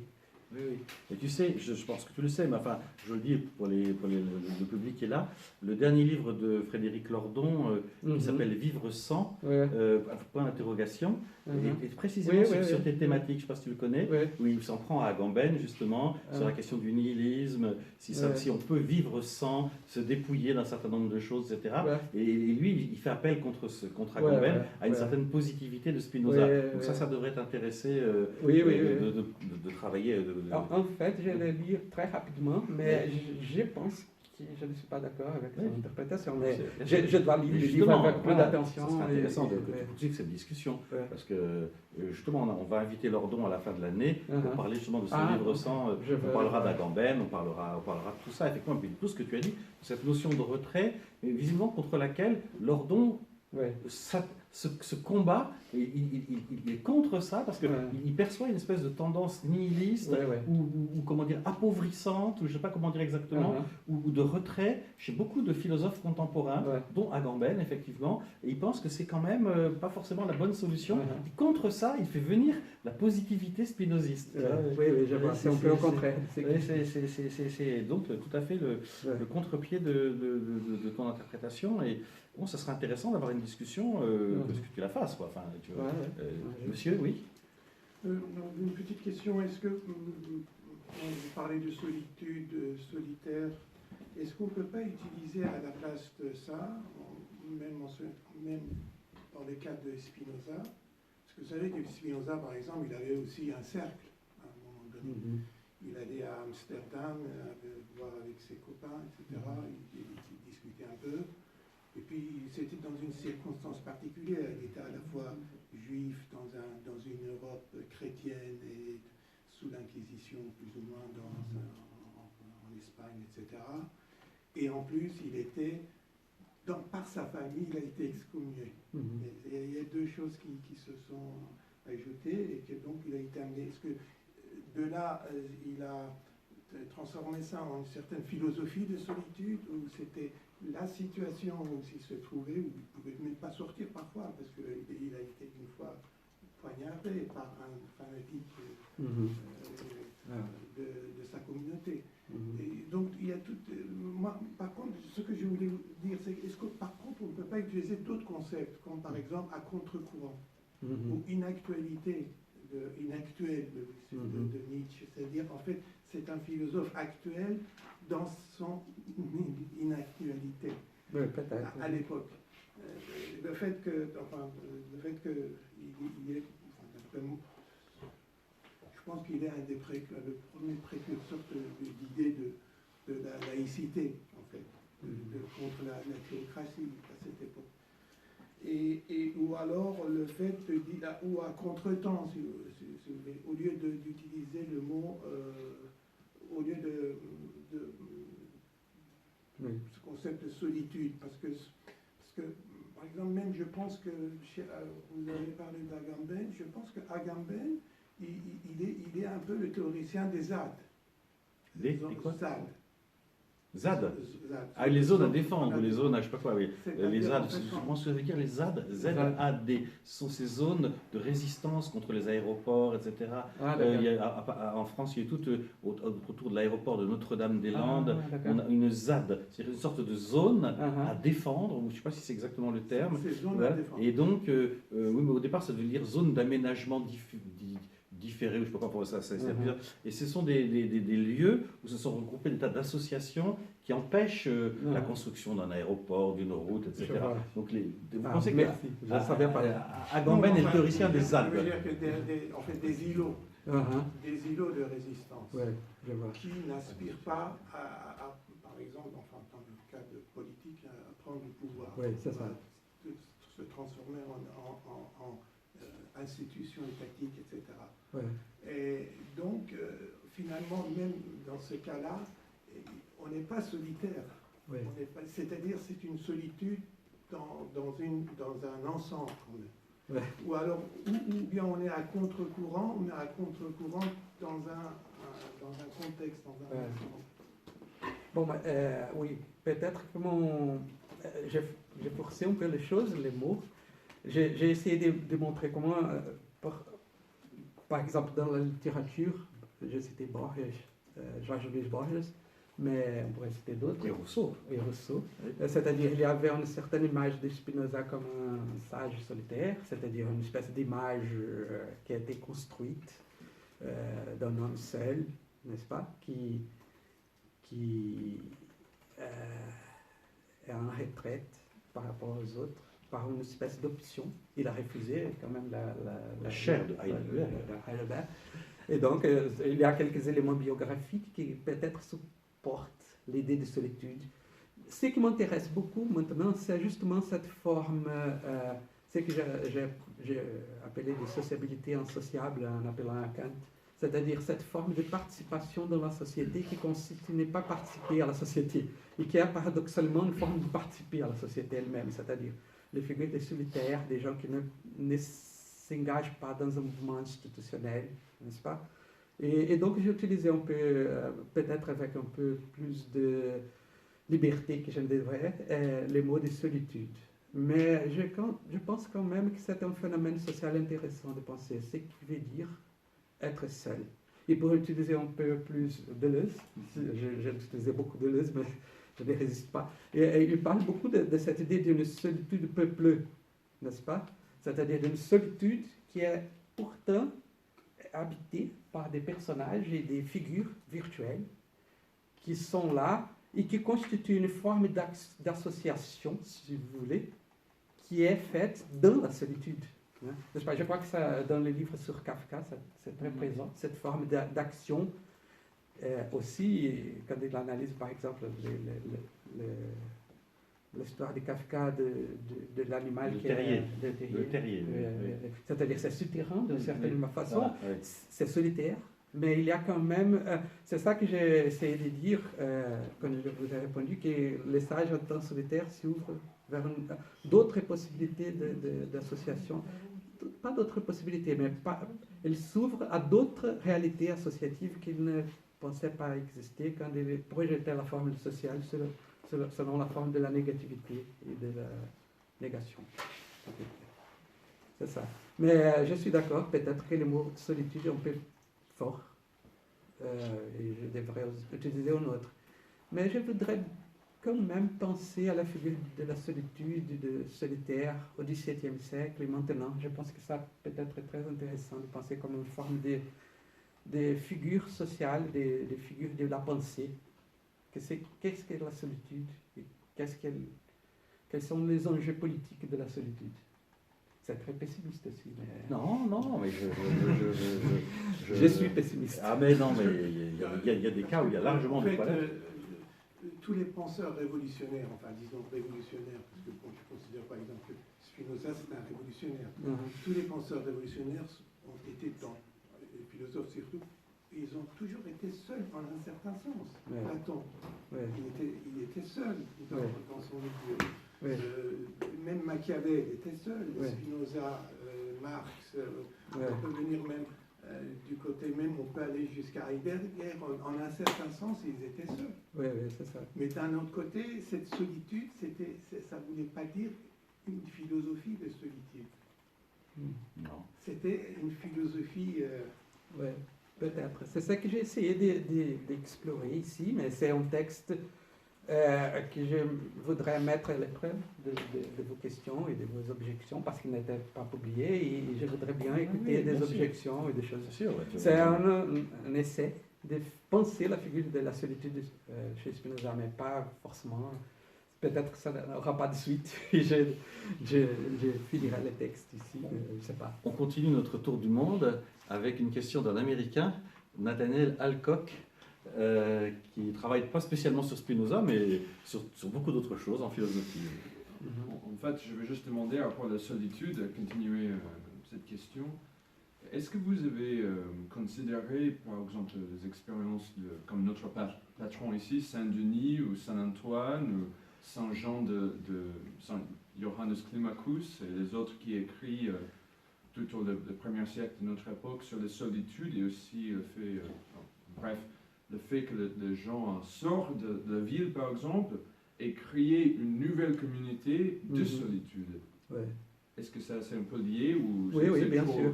Non, c'est bien lié. Je n'ai pas étudié cela, mais je crois que c'est totalement lié à ce que je voudrais dire. C'est justement ce phénomène-là, je crois, des choses dans cette direction-là que je vais, je crois qu'ils peuvent, d'une certaine façon, donner un certain sens politique à l'idée de solitude. Oui, c'est bien ça. C'est tout à fait d'accord. C'est-à-dire certaines communautés. Je dois parler cette semaine sur un autre colloque et je vais parler d'une figure très intéressante qui est de la fin du 19e siècle au Brésil, qui est Antonio Conselheiro, Antoine Le Conselheiro, et qui est le personnage central d'un des romans les plus importants du Brésil, qui est peu connu hors du Brésil, qui s'appelle Os Sertões. Je ne sais pas comment traduire ces mots. Je crois qu'en français, ils ont traduit par haute terre. Terre haute. Il a fondé une communauté mystique. Et je vais justement traiter de l'aspect politique de cette fondation mystique qui s'est voulu soustraire aux formes institutionnelles existantes à la fin du 19e siècle au Brésil. Une communauté un peu... Oui, c'est ça. Qui attendait la venue d'un autre monde, qui n'était pas celui-là. Et si je peux diriger la question un peu vers M. Ramon, quand vous avez parlé par exemple, des institutions durables, est-ce qu'il n'y a, en mon avis ou mon connaissance, rien plus durable, par exemple, que la communauté de Johannes Climacus, le monastère de Sainte-Catherine en Sinaï, par exemple, ça reste plus que 5 siècles, 15 siècles, comme ça. Et est-ce qu'on peut considérer ça comme une démocratie ou encore une autre forme de communauté? Je dois répondre là? Non, je ne peux pas répondre. Non, mais parce que là, ce dont vous parlez, ce sont des toutes petites communautés. C'est pas... Donc c'est pas assez durable parce que non, c'est pas ça. C'est que il faudrait savoir comment sont nommés les dirigeants de ces communautés. Qu'il puisse y avoir des clans, des communautés, des tribus, des castes, enfin toute forme de regroupement humain durable, oui, bien sûr, mais en général c'est tout petit. Quand vous voulez faire à l'échelle déjà d'une ville ou encore d'un pays, vous ne pouvez pas fonctionner sur le même système. Parce que les gens ne sont pas d'accord, parce que les gens se rebellent, parce que les gens changent d'avis d'une élection sur l'autre, etc. Donc on ne peut pas avoir tout à fait le même type de pérennité. On ne peut pas appeler ça vraiment de la politique, je pense, ce dont vous parlez. Je pense qu'il y a politique à partir du moment où il y a quand même une dimension sensible. Enfin, je veux dire, ça ne peut pas être juste au niveau d'un monastère, vous comprenez, ça ne peut pas comparer les choses. Mais enfin, c'est intéressant, cette espèce de tentation, si je vous ai, la tentation du désert. Hein. C'est-à-dire, oui, bon, il y en a assez du monde, quoi. J'en ai jusque-là, fed up, comme disent les Anglais, j'en ai assez. Bon, mais attention, est-ce que vous emporterez vos portables dans cette communauté? Parce qu'une fois qu'on n'a plus le téléphone, la vie est moins drôle. Hein. Mais oui, c'est comme je dis, je ne crois pas qu'il s'agit proprement de fonder un monastère mystique, mais de saisir les proximités. Et là, je suis d'accord avec vous, c'est-à-dire les proximités, par exemple, entre certains mouvements mystiques d'isolement de la société et certaines formes d'action politique qui se trouvent là, dans le monde institutionnel ou sous le monde institutionnel, et qui sont là au même temps que lui. C'est-à-dire, il ne s'agit pas de faire un choix, même mon choix n'aura aucune importance dans l'histoire du monde, donc il ne s'agit pas d'avoir un choix quelconque, mais de savoir reconnaître cette autre dimension qui est toujours là, agissant sur les institutions. C'est comme des contre-conduites, Oui, un peu. oui, c'est ça. Écoutez, je crois qu'il est l'heure là. Donc, sauf s'il y a vraiment une toute dernière question que quelqu'un ne peut pas réprimer et qui donnera lieu à une réponse brève aussi. Est-ce que c'est le cas? Il faut qu'on profite quand même de notre conférencier. Donc, oui, non, pas de questions. Mais écoutez, dans ce cas, il nous reste à remercier l'initiative pour cette superbe exposé et surtout dont l'une des grandes qualités, je trouve, était de faire ce lien si difficile entre cet auteur du XVIIe siècle et puis ce que nous pouvons vivre aujourd'hui. Ça, c'est vraiment inappréciable. Nous nous retrouvons donc pour la prochaine séance, je crois, le 30 janvier, pour Cristina Zaltieri, et qui nous parlera de l'Ars Educandi chez Spinoza.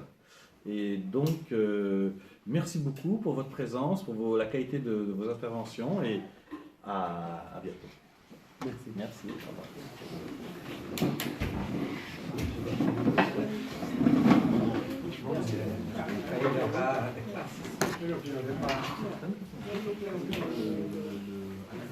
revoir.